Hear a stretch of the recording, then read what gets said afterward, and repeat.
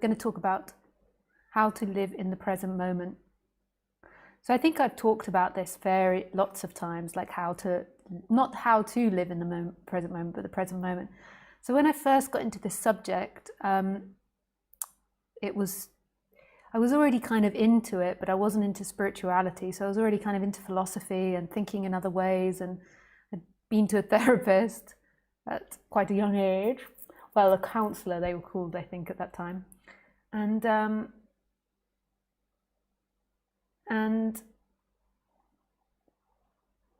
when I heard in Buddhism, like being in the present moment, I kind of knew what they meant and knew what they were talking about. I also, as a child, did acting,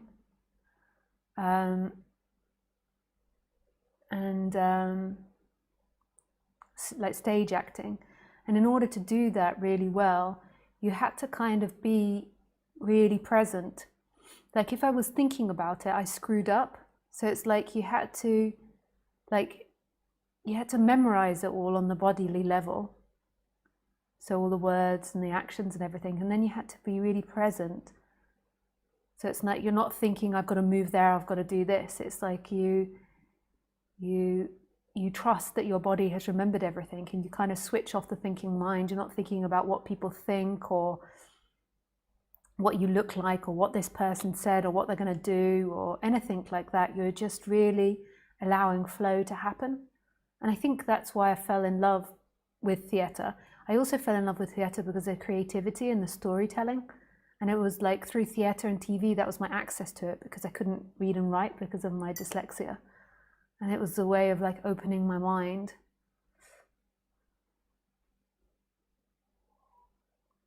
Yeah, and when I learned plays, so like when I was Alex in A Clockwork Orange. I don't know if you've ever seen this, when I was a teenager. And what I did was I learned every person's role. So I knew the whole script in and out and everybody's move, because I did it at my college, and some of the other people weren't so good at acting and forgot their lines and did things. And because I was like, had so much to say, if you've ever read the script, Alex from A Clockwork Orange, like there was so much, I had to learn everybody's role in order to let the whole thing flow. And it was happening so quickly. We did it in the square, so the audience were all around us.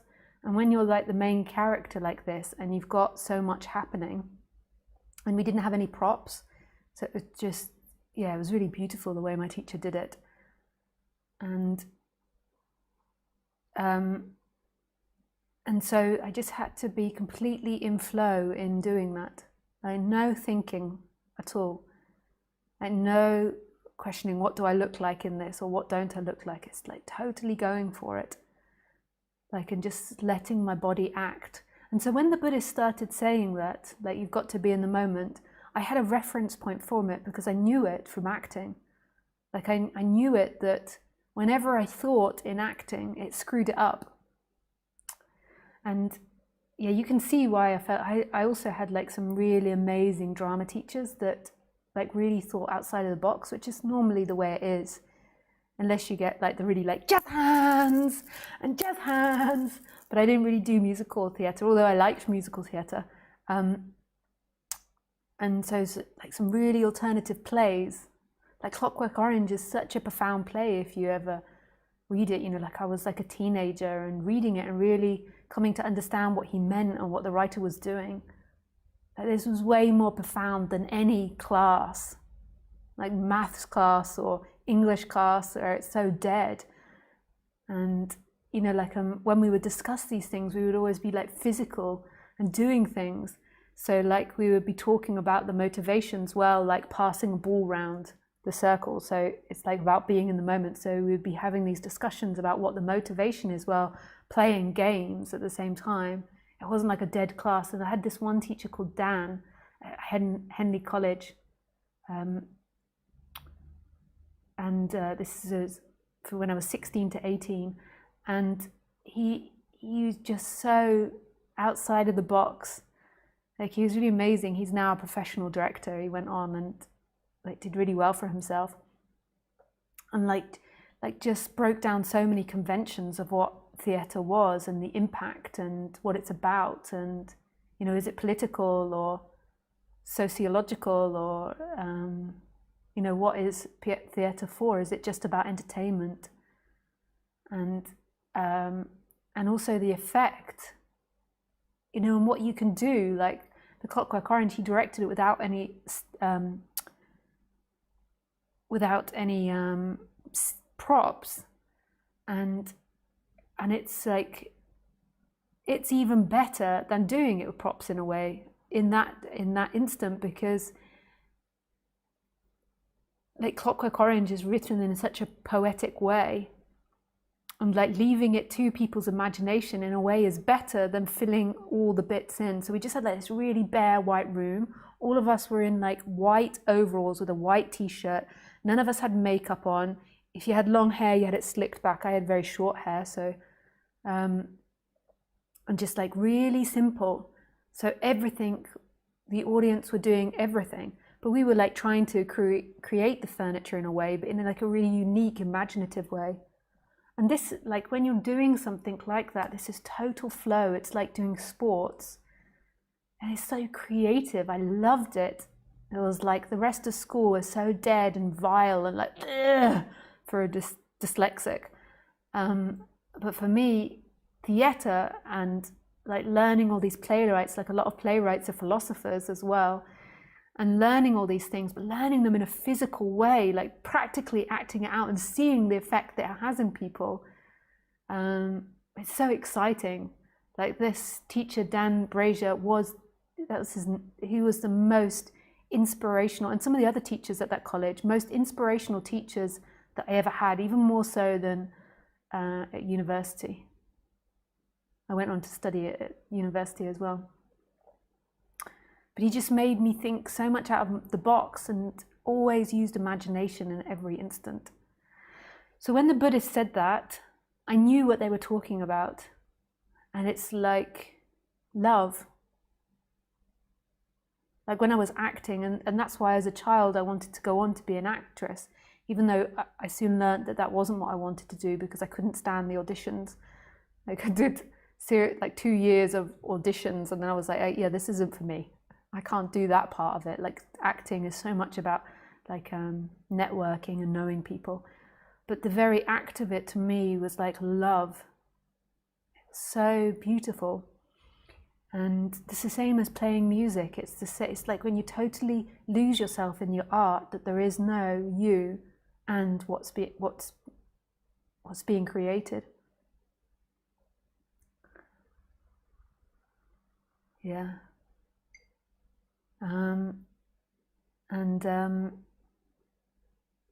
Yeah, so it was really easy for me to get into Buddhism. Then when I got into Buddhism, in that particular Buddhist group, they said the two people that go to hell, the two jobs that go to hell, like mental hell, is being an actor and being a butcher. And so by that point, I was already on my own volition giving up acting, so I couldn't stand the auditions. And then when I heard that, I was like, yeah, forget it.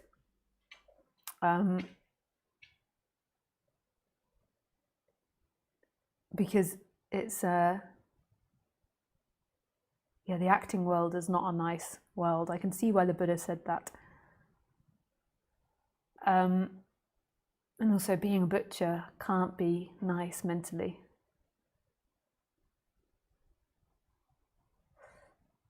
So that was the first time I heard the concept, and it resonated straight away, and it like sent chills through my body. I was so in love with that. That's what I had been acting out for many years in theatre and in my own private world when I was being creative. Like I'd always had this thing for writing and creating stories. So that deeply touched me, and I then got more and more involved with Buddhism. And then I heard non-duality. I think the first non-duality teacher I heard was Eckhart Tolle or Ramesh Balsekar. I can't remember which one came first. Maybe Eckhart. It's kind of around the same time, but yeah, most probably Eckhart. And again, when Eckhart spoke about being in the present moment, I really knew what is being talked about. But that led me in a path more into non-duality. And when I heard non-duality speakers speaking, it was like you were doing a meditation with them. So it was like a live meditation of this. It was like an expression of this energetically. So even though the concepts are nice, like what I felt really was that my heart was vibrating with love when they spoke. And that was why I was drawn towards non-duality. I felt like the Buddhism was a bit dead in a way. I mean, it's really beautiful, but it was a bit dead. It wasn't alive anymore. There were like new ways this was being expressed in society. And like, I also think that the same effect could happen if you had like an artist or an actor that's totally in flow when they're performing. Then the same transfixion can happen, the same meditation or resonance. So then that happened, and then as I began to understand non-duality on a mental level more, I began to see that it was impossible to have somebody who was present, because who would be present? And that didn't conflict with my own experience, because when I was performing as a child, there wasn't anyone there. There wasn't a Lisa there. I wasn't concerned about what Lisa was or where she was going or who she was. I didn't know who Lisa was. There was simply flow happening. Like the body was acting. Like it was being done through me. And I could also see that there was no free will in that. Like the body was acting.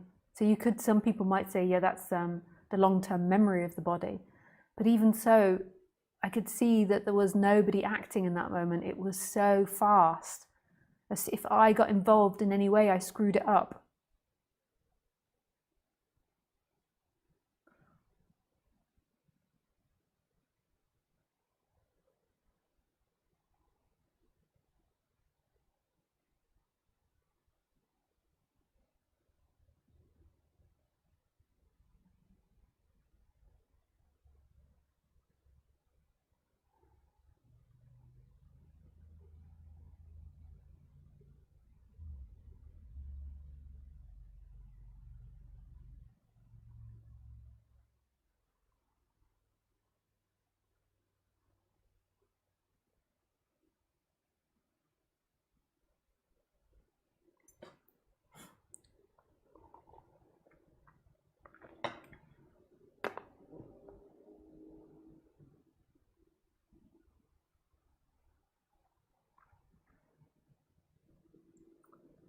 So then the question comes, like, who is sitting here now? Who is listening to these words? Who wants to get something? Who wants to arrive somewhere? Who wants to be something? Who has a conceptualization of me, of themselves? Like there is nothing both ways. There is nothing meeting nothing.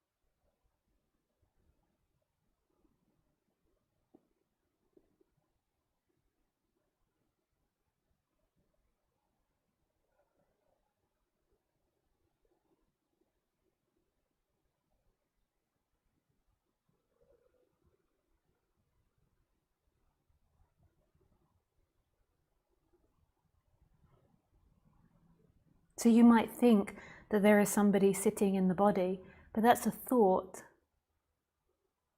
There is just a looking happening. And then the thought says, but how do I stay in that just looking? Like, what do? I need to do something. Well, that's the way the person's always been programmed. Like, what do I do? I've got to do something. And it's okay for that person to put its attention in the present moment, knowing that it's not really it doing it, because that person doesn't have autonomy. That person is a happening. So there can be a putting attention in the present moment, but that is a practice. But it also feels really beautiful if you practice it. Unless there's lots of chaotic emotions going on and then you need to deal with the emotions. Like that can only happen when you're fairly balanced. When there's lots of chaotic emotions, it's like...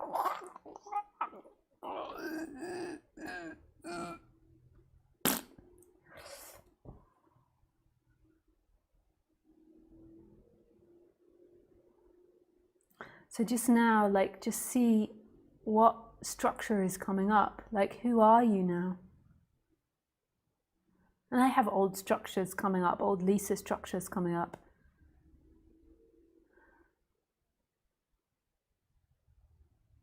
Like I'm in front of someone and then suddenly I go into the learned Lisa way of behaving.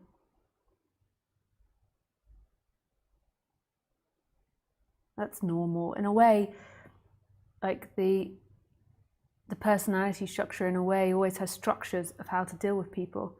But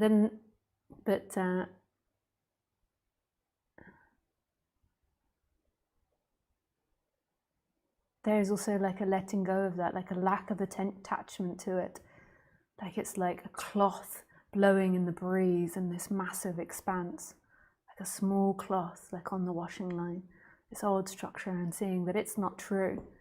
So say if I have a certain personality come up that's like very harsh, maybe an old structure in me sees them as a teacher, and that's the way it is, but that's not who they are. Who they are is this no-thingness, is this joyful, expansive emptiness. And then in that there is like this wave appearing. Suddenly I have moments of being that 8-year-old back in the classroom being told off. You're stupid. You don't have dyslexia, you're just stupid and lazy.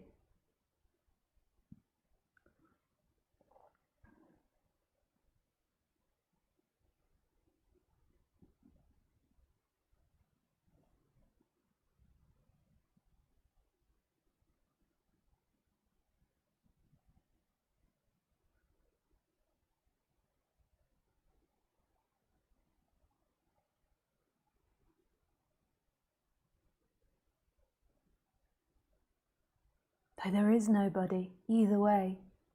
It's empty. It's empty. It's empty. It's empty. It is empty. There is nobody.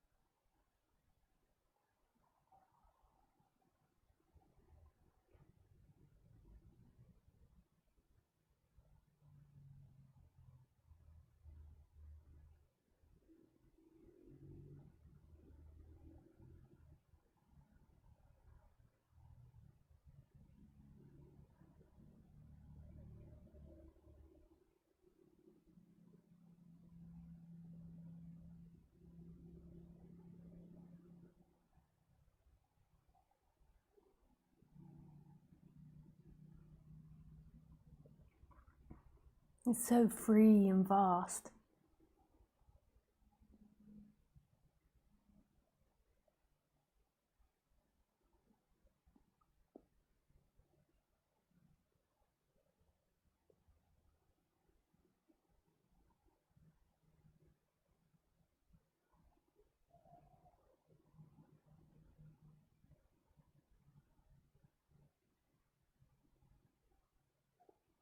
There is nobody.